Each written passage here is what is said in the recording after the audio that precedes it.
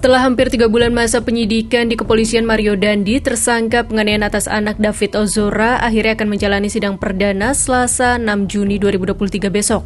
Adapun majelis hakim dalam persidangan yaitu Alimin Ribut Suyono sebagai hakim ketua dengan 2 orang hakim anggota, masing-masing Tumpanu Limarbun dan Muhammad Ramdes. Humas Pengadilan Negeri Jakarta Selatan, Juyamto, menyebut pengadilan Mario Dandi digelar secara terbuka untuk umum, tetapi ada beberapa catatan dan penyesuaian, mengingat akan menghadirkan saksi anak yang berhadapan dengan hukum dan konteks kesusilaan.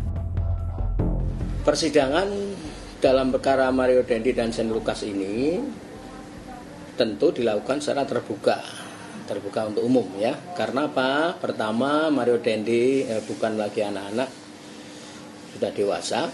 Yang kedua, ini tindak pidana umum, bukan tindak pidana anak, bukan tindak pidana yang menyangkut kesusilaan gitu. Jadi sidang dilakukan terbuka untuk umum.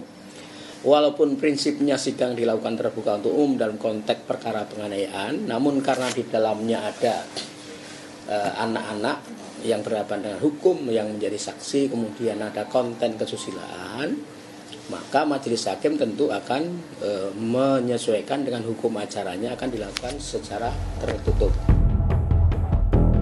2 tersangka penganiayaan terhadap David Ozora yaitu Mario Dandi dan Shane Lucas dijerat pasal 355 KUHP terkait penganiayaan berat yang dilakukan dengan perencanaan terlebih dahulu. Jika terbukti bersalah, Mario dan Shane terancam hukuman 12 tahun penjara.